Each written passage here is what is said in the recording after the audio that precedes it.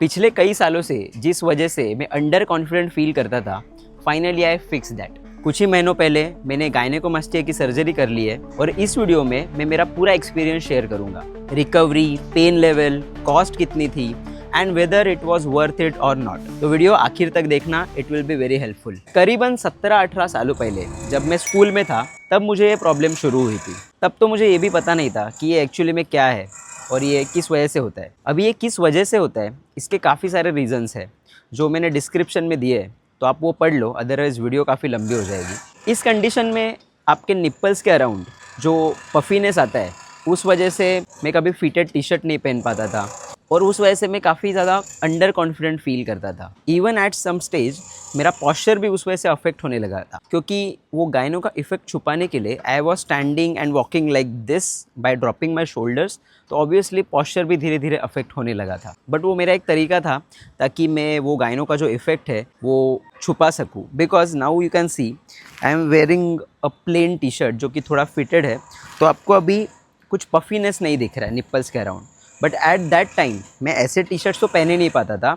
Even though I started working out from last 7-8 years, तो गायनों का effect थोड़ा कम हुआ। Because when you build muscle तो वो गायनों का अपीयरेंस थोड़ा कम होता है। Because obviously if you build muscle around your upper chest, तो एटलीस्ट टी शर्ट में गायनो will appear in a lesser manner, but वो पूरी तरीके से जाएगा नहीं। But still you can't go shirtless because it looks very bad, that puffy nipples दिखने में काफ़ी बुरा लगता है। So now after waiting for so many years, going through all of this for so many years, मुझे एक मेरा दोस्त मिला जिसने बताया कि रिसेंटली उसने गायनो की सर्जरी की है। तो मैंने सोचा कि अभी मैं भी कुछ पैसे कमा रहा हूँ विथ माई कोचिंग वर्क, तो क्यों ना मैं भी थोड़े पैसे जमा करूँ एंड सर्जरी के बारे में सोचूं। देन थोड़ा रिसर्च करने के बाद I went to one surgeon, जहाँ पर मैंने ये गायनो की सर्जरी की और ये इनसिक्योरिटी से बाहर निकल गया। ये सर्जरी की एक रात पहले की वीडियो है। This is last night before surgery. Gynaecomastia एक कंडीशन होती है जहाँ पर आपके चेस्ट निप्पल्स के पास एक ग्लैंड क्रिएट हो जाता है। क्या चेंजेस आएंगे वो तो बाद में ही पता चलेंगे। It's hard to explain to others कि क्या है, क्यों करना है, करने की ज़रूरत क्या है। I was feeling bit nervous, but इतना भी कुछ डर नहीं था, क्योंकि 2 साल पहले मेरी हर्निया की सर्जरी हो चुकी है। तो आप ऐसा कह सकते हो कि मुझे एक्सपीरियंस है सर्जरी का। But still if you are directly doing this first surgery of gyno, कुछ डरने की ज़रूरत नहीं है। 1 दिन का प्रोसेस होता है जिसमें कि हार्डली सर्जरी 1 से 2 घंटे की होगी मे बी, और एक बार आपको एनेस्थेसिया दे दिया उसके बाद तो पता ही नहीं चलता कि क्या हुआ है। पेन कुछ नहीं फील होता। यस, आफ्टर द सर्जरी जब एनेस्थेसिया का असर धीरे धीरे उतरने लगता है, देन ऑब्वियसली थोड़ा दर्द आता है, और उतना तो कोई भी सहन कर सकता है। और because I am a fitness trainer, मैं योगा प्रैक्टिस भी करता हूँ, तो मुझे रिस्ट इंजरी भी थी, तो मैंने एक ही टाइम पे दोनों सर्जरी करवा ली थी। तो मेरा रिकवरी पीरियड थोड़ा सा बड़ा था, बट यूजुअली गायनो का रिकवरी पीरियड अराउंड 6 वीक का होता है। फर्स्ट वीक में इट वॉज लिटिल पेनफुल। आप कह सकते हो कि 10 में से 7 लेवल था पेन का। एंड ऑल्सो कुछ मूवमेंट्स में दिक्कत आती है, जैसे कि ऑब्वियसली आप हाथ पूरा ऊपर नहीं कर सकते, स्ट्रेच होता है तो आपको फील होगा around the nipple. Then when you are walking, जैसे कि मैं वॉकिंग कर रहा था तीसरे या चौथे दिन से ही, तो जब आप वॉक करते हो तो अगर बीच में कोई खड्डा आ गया, आपका पैर नीचे चला गया, तो वो एक जर्क जो आता है वो आपको थोड़ा सा ऑकवर्ड, थोड़ा सा अनईजी फील कराता है। बाकी एट सच पेन लेवल धीरे धीरे कम ही होते जाता है। एंड वन इम्पॉर्टेंट थिंग, आपको वो 6 से 8 वीक के लिए वो जो कंप्रेशन गारमेंट होता है वो पहन के रखना ही पड़ता है, अदरवाइज़ आपकी रिकवरी हैम्पर हो सकती है। तो मैंने तो इसे काफ़ी डेडिकेशन के साथ फॉलो किया था। हाँ, 1-2 दिन में कुछ यहाँ वहाँ हुआ होगा, otherwise I was wearing it till 8 weeks I think. उसके बाद भी मैं पहनता था बीच बीच में, क्योंकि डॉक्टर ने बताया था कि जितना ज़्यादा आप वो कंप्रेशन गारमेंट को पहनोगे ज़्यादा दिनों के लिए, तो it will be better for the recovery only. तो मैंने सोचा क्यों ही रिस्क ले, I was wearing it. After the second week धीरे धीरे स्वेलिंग भी कम होने लगती है।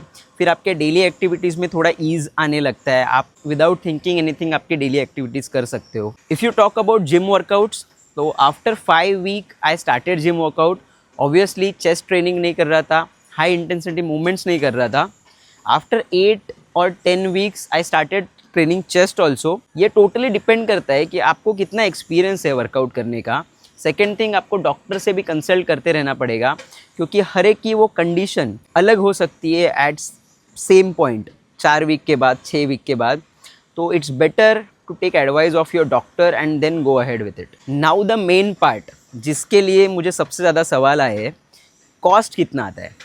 तो इट टोटली डिपेंड कि आप कहाँ से ऑपरेशन करवा रहे हो, किस सिटी से करवा रहे हो, वो हॉस्पिटल का, वो सर्जन का एक्सपीरियंस क्या है। It totally depend on that. I think it starts from 50K, 50,000 से 1 लाख और उसके ऊपर भी जा सकता है। मेरा कॉस्टिंग अराउंड 1 लाख के आसपास था। एंड इसके अलावा जो मेडिसिन्स होते हैं, वो जो कंप्रेशन गारमेंट होता है, आप जो ट्रैवल करते हो हॉस्पिटल के लिए, उसका कॉस्टिंग अलग से आता है। एंड मैंने थोड़े अच्छे हॉस्पिटल से कराया तो मेरा कॉस्टिंग भी ज़्यादा था।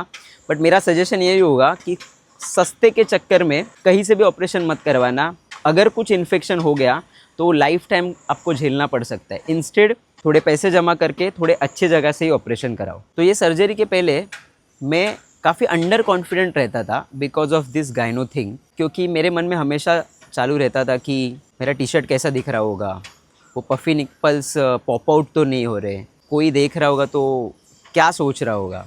सो मेरे केस में तो it was totally worth it. आप जैसे हो वैसा रहना चाहिए, भगवान ने जो दिया है उसे चेंज नहीं करना चाहिए। ये सब बोलने में अच्छा लगता है, कमेंट करने में अच्छा लगता है, बट जिसके ऊपर बीतती है उसको ही पता चलता है कि क्या हो रहा है मेरे साथ। अगर आप भी इस सिचुएशन में से जा रहे हो तो सबसे पहले फाइंड आउट करो कि आपको गाइनो है कि चेस्ट फैट है, क्योंकि मोस्ट ऑफ द केसेस में चेस्ट फैट होता है। एक्सेस फैट की वजह से वो चेस्ट गाइनो जैसा दिखता है। तो build muscles, overall body fat reduce करो, अपने आप वो चेस्ट अच्छा दिखने लगेगा। And really if you have gyno then I will suggest कि कंसल्ट अ गुड सर्जन जिन्होंने पहले भी ये गाइनो की सर्जरी की हो। Do your research, take your time, कुछ जल्दबाजी मत करो। अगेन आई एम सेइंग, सस्ते के चक्कर में मत पड़ो एंड डू दी सर्जरी, क्योंकि अगर आपको सच में गाइनो है तो surgery is the only option. Trust me, this was the best investment I have made up till now. As a fitness trainer मैं यही कहना चाहूँगा कि जिम में वर्कआउट करने से आपका गाइनो नहीं जाएगा। आप मसल बिल्ड कर सकते हो, उसका अपीयरेंस थोड़ा कम कर सकते हो, बट गाइनो क्योरेंस के लिए surgery is the only option. इतने धूप में मैं आपके लिए ये वीडियो बना रहा हूँ, तो अगर आपको वीडियो अच्छा लगा है तो प्लीज़ सब्सक्राइब करो, एक कमेंट कर दो एंड लाइक द वीडियो, ताकि मुझे और मोटिवेशन मिले और भी वीडियोज़ बनाने में। Thanks for watching.